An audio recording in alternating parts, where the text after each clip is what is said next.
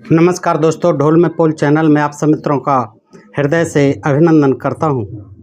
दोस्तों, क्या आप जानते हैं कि पृथ्वी भी पापियों के भार से परेशान होती है, व्यथित होती है, दुखी होती है और वो गाय का रूप बना करके स्वर्गलोक जाती है अपना दुखड़ा रोने के लिए।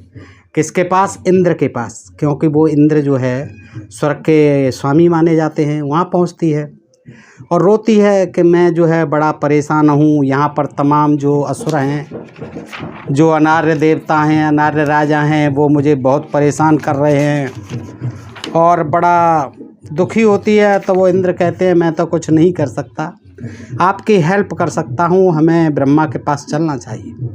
तो इंद्रदेव जो है अन्य देवताओं के साथ फिर ब्रह्मा जी के पास पहुँचते हैं। ब्रह्मा जी भी कहते हैं कि भाई आप तो जानती हो, सब कुछ करने वाले, हमारे दुखों को हरने वाले भगवान विष्णु हैं। वही तरह तरह के वेश रूप बना लेते हैं। कभी वो सूकर बनते हैं, कभी मत्स्य बनते हैं, कभी कच्छप बनते हैं, कभी राम बनते हैं, कभी कृष्ण बनते हैं, कभी कुछ बनते हैं। वही जो है सब आपका जो है भार हरण कर सकते हैं। चलिए हम जो है विष्णु के पास चलते हैं। और जैसा दोस्तों आप जानते हैं, विष्णु जी क्षीर सागर में सोते रहते हैं।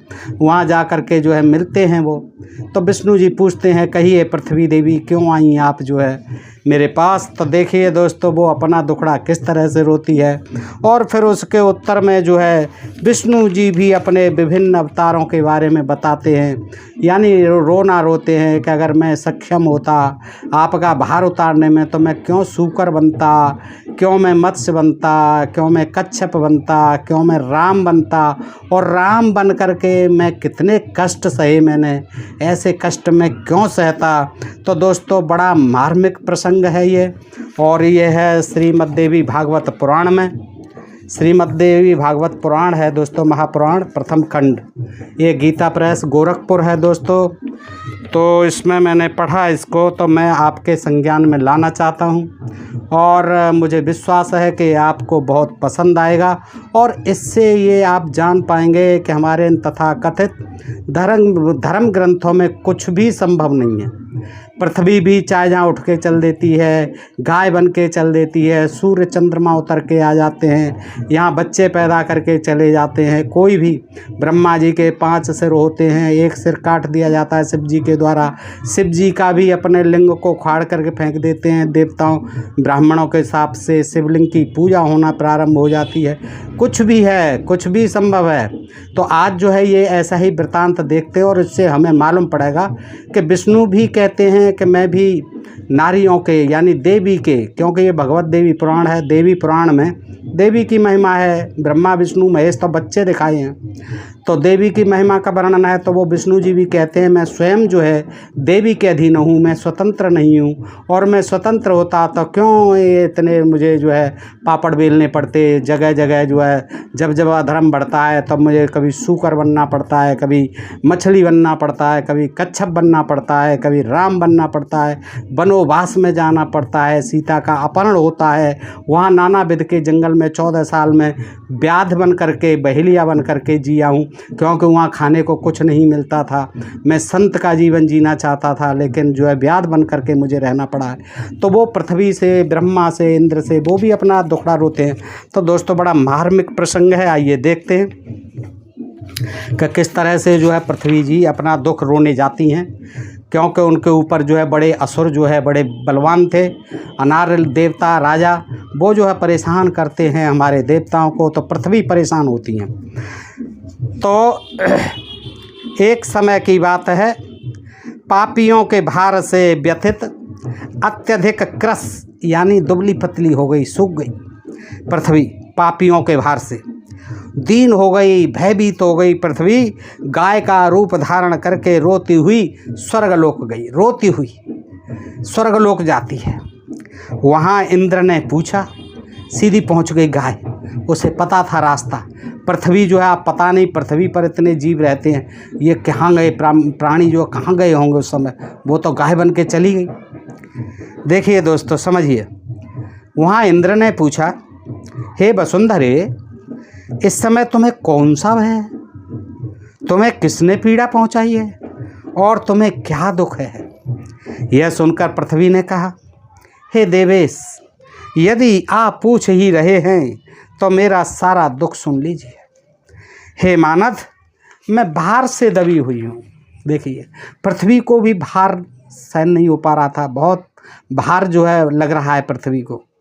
मगर देखिए क्या भार है, पृथ्वी का भार कौन लोग बने हुए हैं। देखिए, ये अनार राज असुर राजा, मगध देश का राजा महापापी जरासंध, चेद नरेश शिशुपाल, प्रतापी कासराज, रुक्मिणी का भाई, बलवान कंस, महाबली नरकासुर, सौभ नरेश साल्व, क्रूर केसी धैनुकासुर और वत्सासुर, ये सभी राजागण धर्महीन, परस्पर विरोध रखने वाले, पापाचारी, मदोन्मत्त और साक्षात काल स्वरूप हो गए हैं मेरे लिए। और ये सभी अनार राजा थे दोस्तों। ये जरासंधादि चेद, ये इन्होंने जो है कृष्ण जी भग गए थे इसके डर के मारे द्वारका को। हे इंद्र, उनसे मुझे बहुत व्यथा हो रही है, मैं उनके भार से दबी हुई हूँ। इतने राजाओं के भार से ही दबी हुई है पृथ्वी, बड़ी दुखी हो रही है। और अब उनका भार सहने में मैं असमर्थ हो गई हूँ। अब उनका इतना वजन बढ़ गया है, ये 8-10 राजा जो बताए हैं कि ये मुझ पर सहन नहीं हो रहा है वजन, मैं असमर्थ हो गई हूँ उनका भार ढोने में। हे विभो, मैं क्या करूं और कहां जाऊं, मुझे यही महान चिंता है। ये पृथ्वी ने अपना दुखड़ा रोया। हे इंद्र, पूर्व में मैं यानी पहले मैं दानव हिरणाक्ष से पीड़ित हुई थी। दानव हिरणाक्ष, उस समय परम ऐश्वर्यशाली वराह रूपधारी भगवान विष्णु ने मेरा उद्धार किया था। हिरणाक्ष जो है पृथ्वी को लपेट के ले गया बगल में दबा के, और सागर में जा कर के सिरहाने तकिया बना करके पृथ्वी का सो गया। उसको ढूंढने के लिए भगवान विष्णु जी वराह का रूप धारण करके गए, और देखिए क्या करिश्मा किया उन्होंने। जा कर के जो आपने देखे होंगे 2 दांत निकले होते हैं जंगली सूअरों के, वो दांतों पर पृथ्वी को उठा लाए। अब ये समुद्र कहाँ था, महासागर कहाँ था, तो सोचो। और एक अब शूकर तो छोटा सा जानवर होता है, दांतों पे ही उठानी थी तो बहुत बड़ा हाथी बन जाते। हाथी के तो दांत बहुत बड़े बड़े होते हैं तो और आसानी से उठ जाती, शूकर के तो छोटे छोटे से होते हैं। तो उस समय विष्णु ने मेरा उद्धार किया था। यदि वे बराह रूप धारण करके मेरा उद्धार न किए होते तो उससे भी अधिक दुख की स्थिति में मैं न पहुंचती। आप ऐसा जानिए इंद्रदेव। कश्यप के पुत्र दुष्ट दैत्य हिरणाक्ष ने मुझे चुरा लिया था, चुरा के भग गया था और उस महासागर में डुबो दिया था। अब इनसे ये पूछो कौन सा महासागर था, उसका नाम बताओ। फिर देखते हैं कि वो महासागर जो है किस पर था, पृथ्वी पर नहीं था। इसका मतलब कहाँ टिका हुआ था वो, और वो चुरा के भग गया। कितना बड़ा दानव रहा होगा कि पृथ्वी को जो है बगल में दबा के ले गया और फिर जो है तकिया बना के सो गया। उस समय भगवान विष्णु ने शूकर का रूप धारण कर उसका संहार किया और मेरा उद्धार किया। और भगवान विष्णु वैसे ही चले जाते, इसी रूप में ही चले जाते तो क्या बात थी। शूकर और बना दिया उनको, विष्णु भगवान को, और जो है लोग खा जाते हैं मार के, गंदा मानते हैं, सबसे अपवित्र, और गंदगी में पड़ा रहता है। इतना अपमान किया हमारे भगवान विष्णु का, शूकर बना दिया, कहीं मछली बना दिया, कितनी बदबू आती है। लोग काट काट के खा जाते हैं रोज़ाना, पकड़ पकड़ के जालों में फंसा के। कच्छप बना दिया, किसी मतलब का नहीं होता है, बेचारा भोला वाला सा जानवर, उसको भी लोग खा जाते हैं। तो भगवान विष्णु की इतनी दुर्दशा कर दी है इनमें पुराणों में, सोचा समझा ही नहीं कि आखिर में भगवान विष्णु को ऐसे बुरे हयग्रीव बना दिया। घोड़े का सर उसका काट करके लक्ष्मी ने साप दिया, आपने देखा होगा पिछले वीडियो में। हयग्रीव बना दिया, कहीं कुछ बना दिया। तो देखिए उस समय कहती हैं पृथ्वी देवी, उस समय भगवान विष्णु ने शूकर का रूप धारण कर उसका संहार किया और मेरा उद्धार किया। तदनंतर उन बराह रूपधारी विष्णु ने मुझे स्थापित करके स्थिर कर दिया, स्थापित किया। फिर अब पता नहीं कहाँ स्थापित किया था भगवान विष्णु। अब पूछिए, सब देशों से पूछिए कि भाई क्या ये संभव है, आपके यहाँ ऐसा हुआ क्या। भाई पृथ्वी पर तो सारे देश हैं, उनकी क्या कहानी है, ऐसा कभी मालूम पड़ा आपके यहाँ नहीं पड़ा, किसी को नहीं पड़ा। ये हम सब कुछ हमारे ही धर्म में, इसमें हमारे धर्म ग्रंथों में ही संभव है कि पृथ्वी को भी चुरा ले गया एक राक्षस। अब बताइए राक्षस कितना बलवान था, कितना महाशक्तिशाली होगा, पराक्रमी होगा, वीर होगा, और पृथ्वी से कई गुना बड़ा भी होगा, तभी तो उसको ले गया फुटबॉल की तरह बगल में दबा के। अच्छा, वो जब मुझे स्थापित करके स्थिर कर दिया, अन्यथा मैं समय पाताल में स्थिर कहाँ हो गई, चलती है पृथ्वी तो स्थिर कहाँ हो गई, अपनी धुरी पे घूमती है, सूर्य के चारों ओर घूमती है। अन्यथा में समय पताल में स्वस्थ चित्त रहकर सुखपूर्वक सोई रहती, पताल में ही रहती मैं। अब बताइए पाताल कहाँ है? पाताल में सारे असुरों को, दैत्यों को भगा दिया था, बलि जो है राजा कर बना दिया था वहाँ, इन देवताओं ने भगा करके। तो वो कह रहे हैं मैं पाताल में ही पड़ी रहती, वहीं शांति से सोई रहती, अगर भगवान विष्णु शूकर का रूप धारण करके मेरा उद्धार नहीं करते, मुझे यहाँ लाकर ऊपर स्थिर नहीं करते। हे देवेश, अब मैं दुष्टात्मा राजाओं का भार बहन करने में समर्थ नहीं हूँ, अब मुझ पर उनका भार बहन नहीं हो रहा है, सहन नहीं। हे इंद्र, अब आगे 28वां दुष्ट कलयुग आ रहा है, 28वां दुष्ट कलयुग आ रहा है। देखिए पृथ्वी को कितनी चिंता हो रही है, दुखड़ा रो रही हैं इंद्र भगवान से। इंद्र जी जो है सुन रहे हैं, स्वर्ग के राजा, देवताओं के राजा, देवेश, देवराज। उस समय मैं और भी पीड़ित हो जाऊंगी, कलयुग आने वाला है, तब तो और भी पीड़ित हो जाऊंगी, तब तो मैं शीघ्र ही रसातल में चली जाऊंगी। अब पाताल की जगह फिर रसातल में चली जाऊंगी। अतएव हे देवेश देव, इस दुखरूपी महासागर से मुझे पार कर दीजिए, मेरा बोझ उतार दीजिए। मैं आपके चरणों में नमन करती हूँ,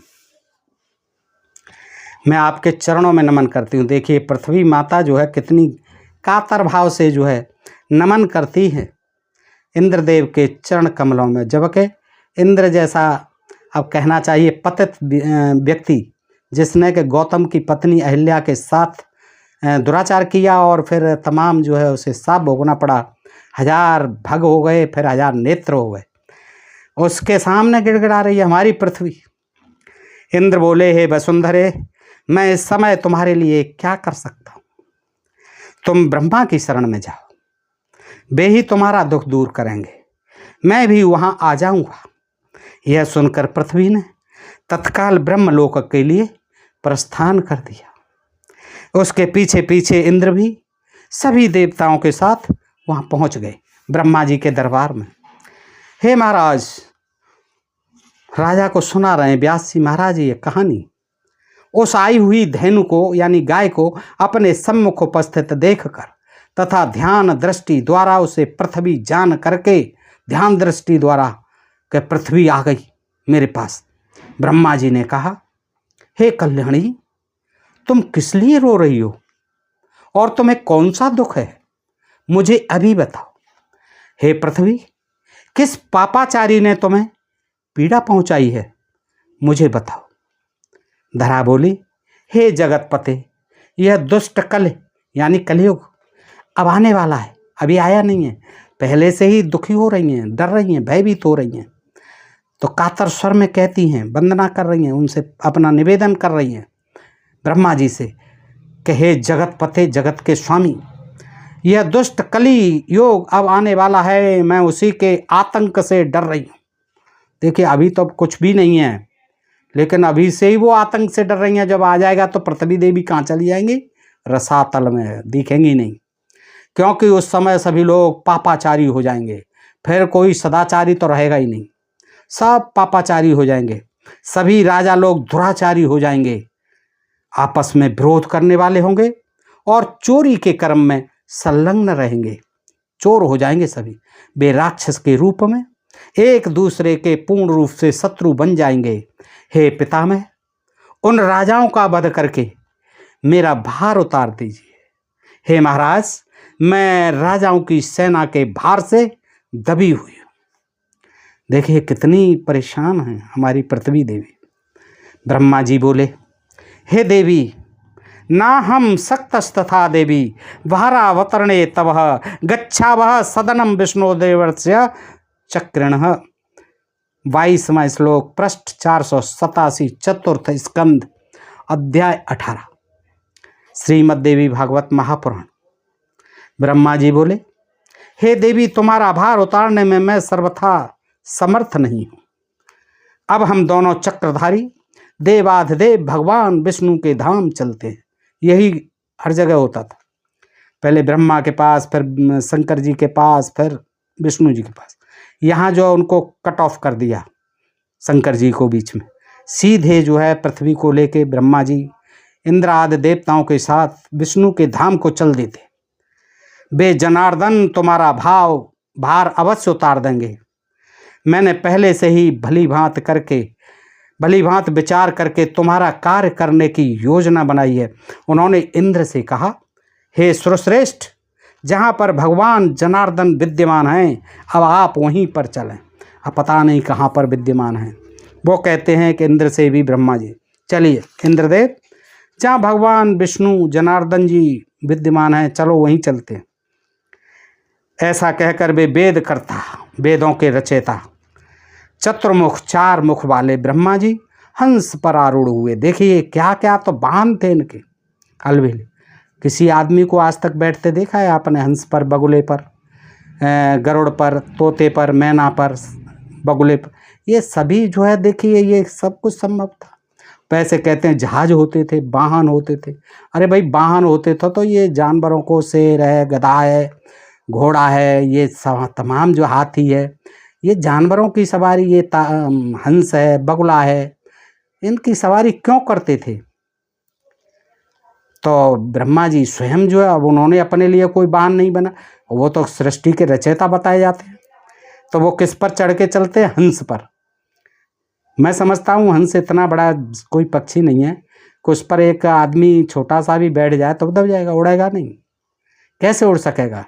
गरुड़ जो है कैसे उड़ सकेगा? मोर जो है, कार्तिकेय मोर चढ़ते।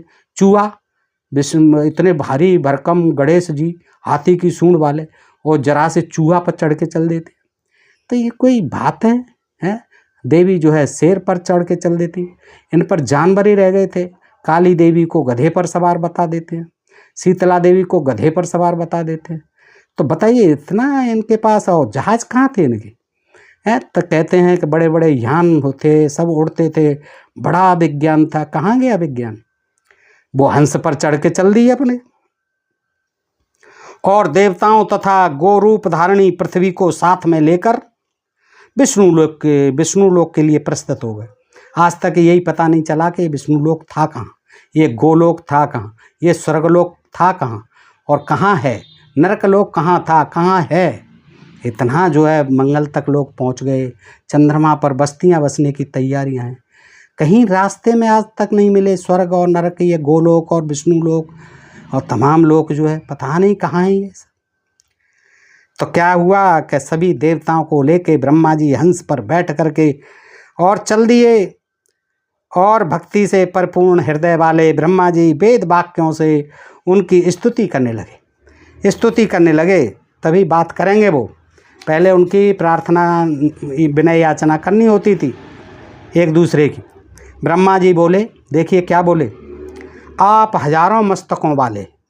अब देखिए विष्णु के हजारों मस्तक, आपने देखा होगा 4 हाथ तो दिखते हैं उनके, लेकिन और बाकी शरीर तो साधारण ही है।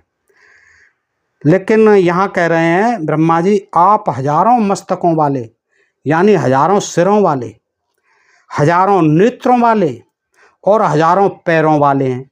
अब बताइए ये कौन सा आदमी है ऐसा?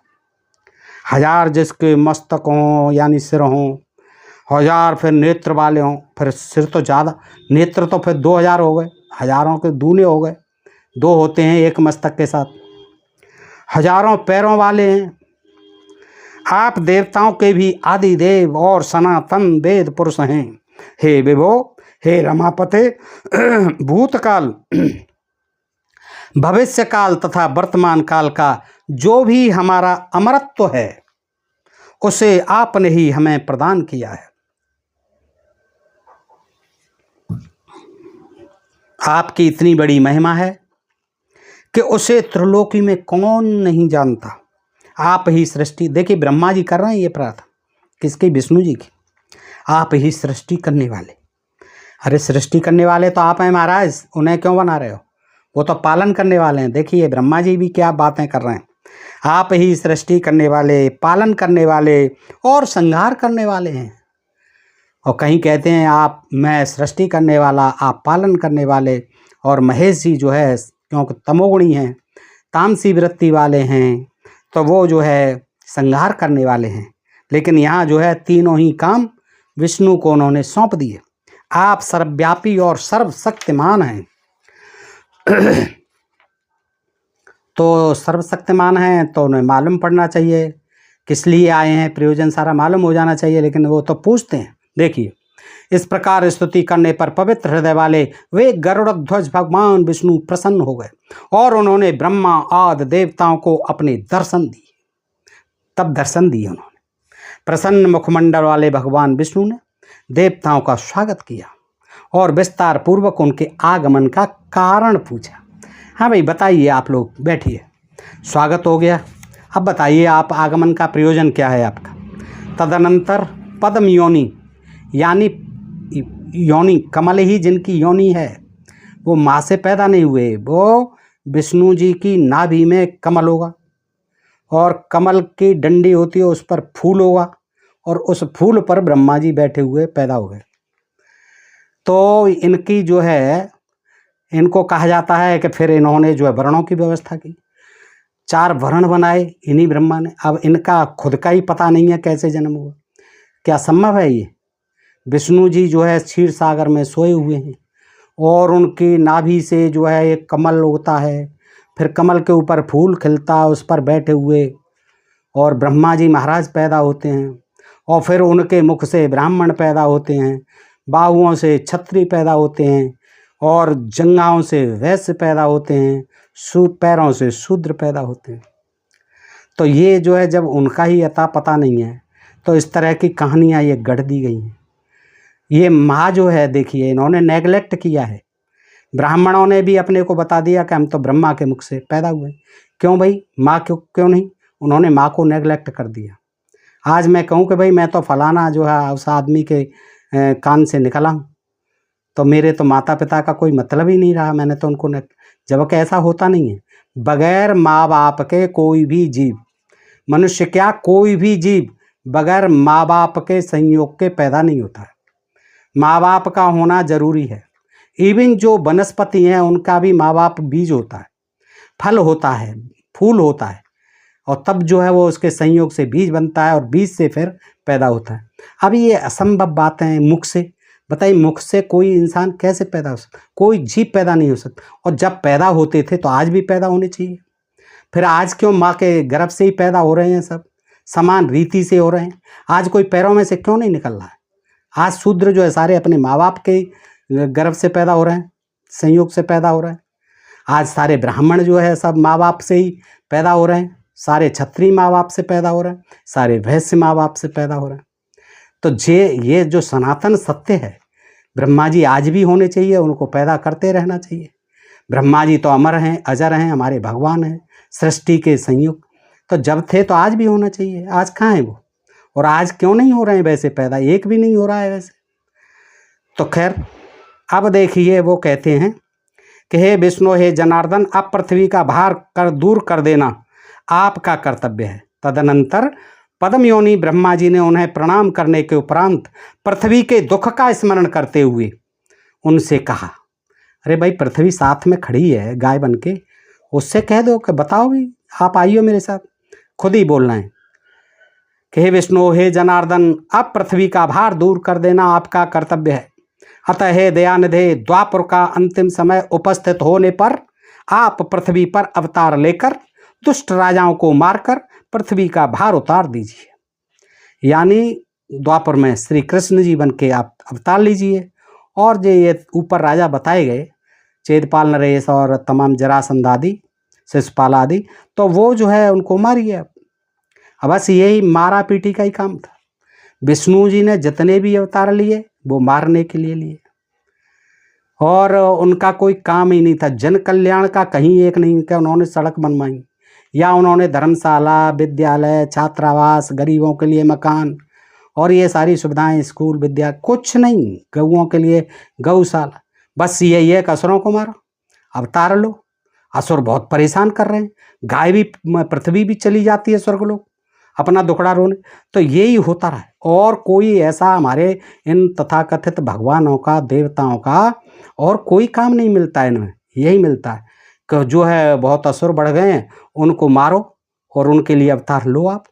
कभी कच्छप बनो, कभी बराह बनो, और हिरण्यकश्यप को मारा जो है नरसिंह बन के, हिरण्याक्ष को मारा बराह बन के, शूकर बन के, और तमाम जो है इस तरह के अवतार। तो वही कह रहे हैं उनसे, अब पृथ्वी का भार दूर कर देना विष्णु जी आपका कर्तव्य है। अतः हे दयानिधे, द्वापर का अंत समय उपस्थित होने पर आप पृथ्वी पर अवतार लेकर दुष्ट राजाओं को मारकर पृथ्वी का भार उतार दीजिए।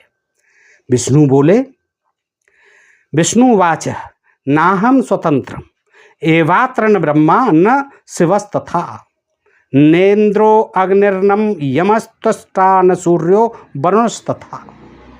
ये श्लोक 33 पृष्ठ 488, चतुर्थ स्कंध, अध्याय 18, श्रीमद् देवी महाभागवत पुराण, सीता गीता प्रेस, गोरखपुर। तो विष्णु क्या कहते हैं, इस समय में विष्णु ब्रह्मा, शंकर, इंद्र, अग्नि, यम, त्वष्टा, सूर्य और वरुण कोई भी स्वतंत्र नहीं।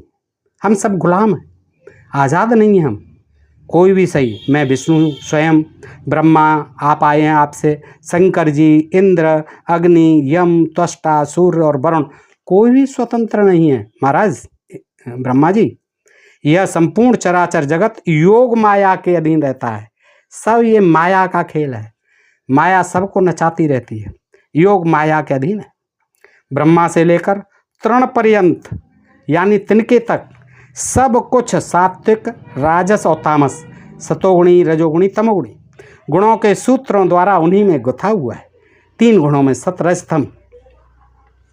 हे सुब्रत, हे वे हितकारिणी भगवती, सर्वप्रथम स्वेच्छा पूर्वक, जैसा अब उन्होंने जो है विष्णु जी ने भगवती की तरफ मोड़ दिया अपना, कि हम भैया क्या कर सकते हैं, हम तो खुद ही परतंत्र हैं, स्वतंत्र नहीं हैं। हाँ, एक बात है कि जो हितकारिणी भगवती सर्वप्रथम स्वेच्छापूर्वक जैसा करना चाहती हैं वैसा ही करती हैं, हम लोग भी सदा उनके ही अधीन रहते हैं।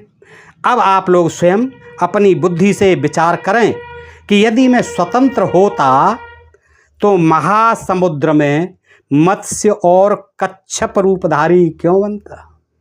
देखिए असलियत बता रहे हैं विष्णु।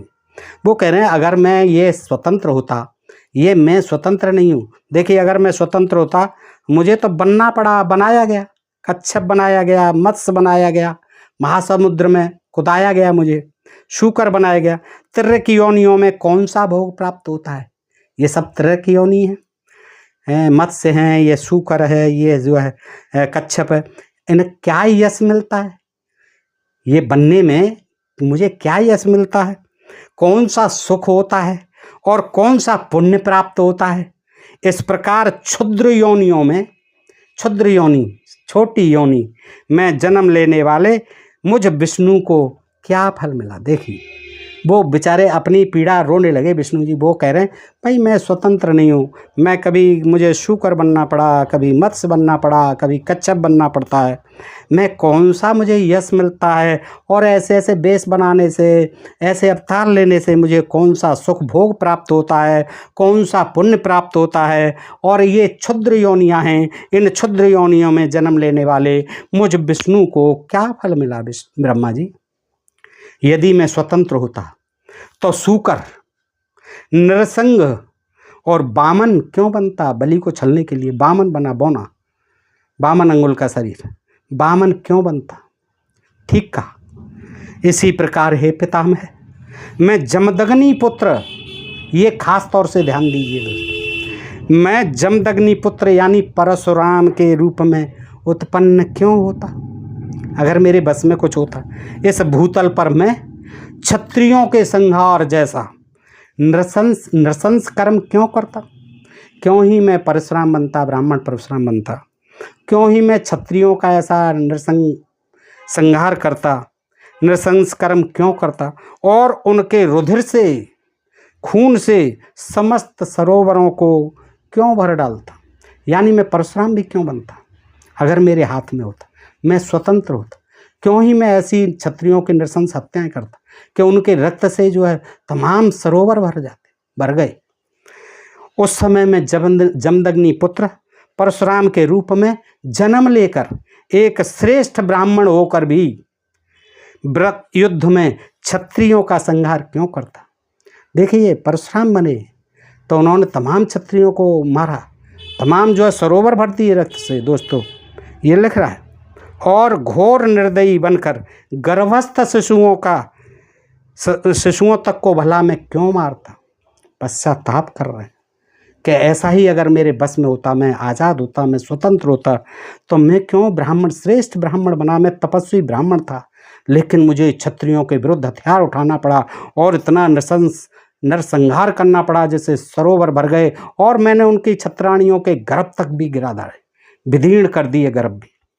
तत्कथम जगद निश्चम पुत्रो भूत्वा द्विजोत्तमः और क्षत्रिया यान्नतम बानाजौ निर्दयो गर्भ न गांति। ये जो है इस तरह से कह रहे हैं, आगे सुनिए दोस्त। हे देवेंद्र, अब इंद्र से कहते, राम का अवतार लेकर मुझे दंडक वन में पैदल विचरण करना पड़ा, आपको पता होगा। गेरुआ वस्त्र धारण करना पड़ा और जटा बलकलधारी बनना पड़ा। उस निर्जन वन में असहाय रहते हुए तथा पास में बिना किसी भोज्य सामग्री के ही निर्लज्ज होकर आखेट करते हुए, शिकार करते हुए मैं इधर उधर भटकता रहा। देखिए, कुछ भोज्य सामग्री नहीं मिलती थी, कंदमूल फलों के अलावा, उनसे रोज रोज कब तक पेट भरता।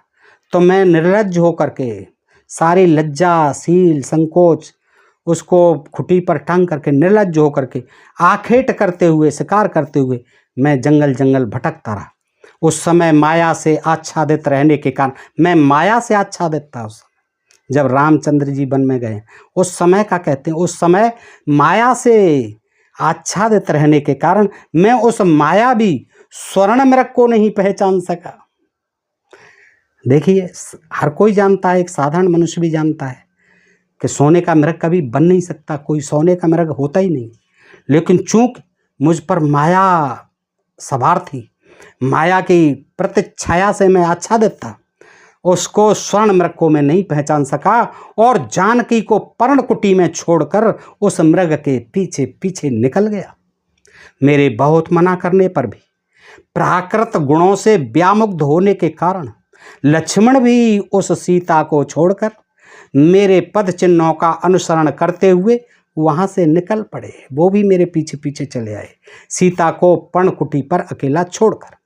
तदनंतर कपट स्वभाव राक्षस रावण ने भिक्षुक का रूप धारण करके शोक से व्याकुल जानकी का तत्काल हरण कर लिया।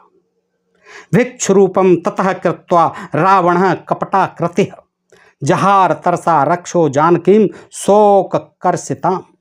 45वां श्लोक, पृष्ठ 489, चतुर्थ स्कंद, अध्याय 18, श्रीमद् देवी भागवत महापुराण, गीता प्रेस, गोरखपुर। तदनंतर कपट स्वभाव राक्षस रावण ने भिक्षुक का रूप धारण करके शोक से व्याकुल जानकी का तत्काल हरण कर लिया। देखिए, क्या रोना रो रहे हैं विष्णु जी, राम के रूप में भी अपना दुखड़ा बता रहे हैं कि क्या क्या झेलना पड़ा।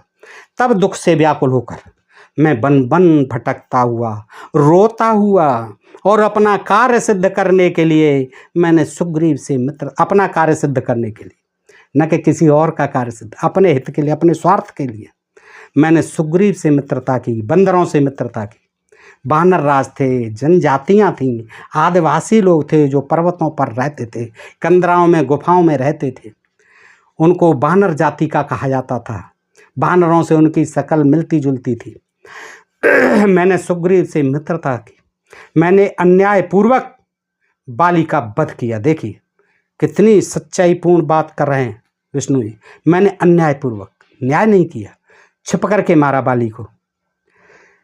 मैं बैरी सुग्रीव प्यारा, कारण कवन नाथ मोहि मारा। आपने किस कारण, आपको तो कहते हैं आप समदर्शी हैं, भगवान हैं, आपने मुझे छिप करके क्यों मारा।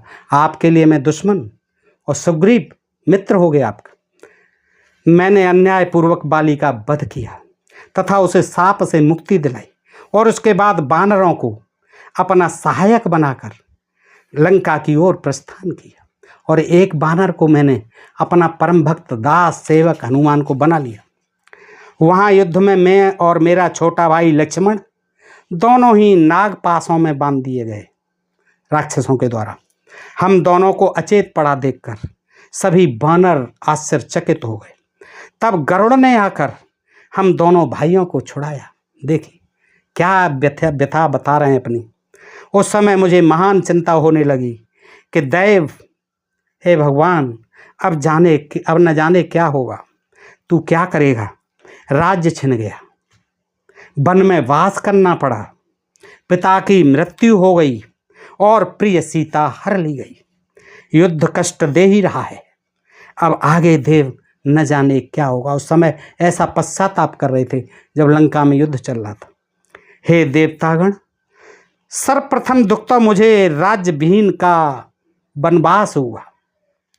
वन के लिए चलते समय राजकुमारी सीता मेरे साथ थी और मेरे पास कुछ नहीं था, धन भी नहीं था। वन जाते समय पिताजी ने मुझे एक बराटिका यानी एक कौड़ी भी नहीं दी। देखिए ये असली सच्चाई राम जी कह रहे हैं अपनी, विष्णु जी। असहाय तथा धन विहीन मैं पैदल ही निकल पड़ा। पिताजी ने फूटी कौड़ी भी नहीं दी। उस समय क्षत्रिय धर्म का त्याग करके व्याध वृत्ति के द्वारा यानी बहेलिया बन करके, बहेलिया का धंधा करके मैंने उस महावन में 14 वर्ष व्यतीत किए। इसका मतलब मैं शिकार करके, मांस आदि खा करके अपना पेट भरा। मेरे पास कुछ भी नहीं था। दशरथ जी ने मुझे चलते समय एक कौड़ी भी नहीं दी। तदनंतर भाग्यवश युद्ध में मुझे विजय प्राप्त हुई। भाग्यवश, पुरुषार्थवश नहीं, भाग्यवश। और वह महान असुर रावण मारा गया। इसके बाद मैं सीता को ले आया और मुझे अयोध्या फिर से प्राप्त हो गई। इस प्रकार जब मुझे संपूर्ण राज्य मिल गया तब कौशल देश पर अधिष्ठित रहते हुए मैंने वहाँ पर कुछ वर्षों तक सांसारिक सुख का भोग किया। ये बताया जाता है 11,000 साल तक भोग किया। इस प्रकार पूर्व काल में जब मुझे राज्य प्राप्त हो गया तब मैंने लोक निंदा के भय से वन में सीता का परित्याग कर दिया। लोक निंदा के भय से वन में सीता का परित्याग कर दिया। इसके बाद मुझे पुनः पत्नी वियोग से होने वाला भयंकर दुख प्राप्त हुआ। वह धरानंदिनी सीता पृथ्वी को भेद कर पाताल में चली गई। इस प्रकार रामावतार में भी मैं परतंत्र होकर निरंतर दुख पाता रहा। ये हमारे भगवानों की सच्चाई। तब भला दूसरा कौन स्वतंत्र हो सकता है, बताइए। कितनी सच्ची बात कही, खोल के रख दी सारी बात। कि कोई भी हो, चाहे भगवान कह लो, उसे देवता कह लो, ब्रह्मा विष्णु महेश कह लो, राम कह लो, कृष्ण कह लो, भाई उस जो आया है शरीर धारण करके उसको सब कुछ एक आम आदमी की तरह झेलना ही झेलना है। और इसका प्रत्यक्ष प्रमाण यहाँ दे दिया विष्णु ने अपने राम के वनवास से लेकर के पूरी कहानी परित्याग की, सीता परित्याग की। इस प्रकार रामावतार में भी मैं परतंत्र होकर निरंतर दुख पाता रहा। तब भला दूसरा कौन स्वतंत्र हो सकता है, ब्रह्मा जी, इंद्रदेव। तत्पश्चात काल के वशीभूत होकर मुझे अपने भाइयों के साथ स्वर्ग जाना पड़ा। आत्महत्या कर ली, सरयू में डूबकर अपने भाइयों के साथ स्वर्ग जाना पड़ा। अतः कोई भी विद्वान पराधीन व्यक्ति की क्या बात करेगा। उन्होंने स्वीकार किया कि भाई सब काल के, माया के सब वशीभूत हैं। आज़ाद इस दुनिया में कोई नहीं है, कोई देवी ना कोई देवता। हे कमलोद्भव यानी ब्रह्मा जी, आप यह जान लीजिए कि जैसे मैं परतंत्र हूँ वैसे ही आप, शंकर और अन्य सभी बड़े बड़े देवता और देवता भी निश्चित रूप से परतंत्र हैं। कहने का मतलब यह है, माया, ये सांसारिक माया जाल, सुख दुख भोग कष्ट विपत्ति नाना विध के जो है जितने क्लेश हैं वो सब झेलने पड़ते हैं। कोई भी आदमी स्वतंत्र नहीं है। अंत में काल के वशीभूत होकर के उसको दुनिया से जाना होता है। दोस्तों ये प्रसंग आपको कैसा लगा? अच्छा लगा हो तो मित्रों को अधिकाधिक शेयर करें दोस्तों। और आपसे अनुरोध कि अपने फ्री चैनल ढोल में पोल को सब्सक्राइब करते रहें। दोस्तों लाइक और कमेंट भी अवश्य कर दिया करें, आपका बड़ा एहसान होगा मेरे ऊपर। दोस्तों आज के लिए इतना ही। सुनने के लिए आप सब मित्रों का हृदय से आभार। नमस्कार, जय हिंद, जय भारत दोस्तों।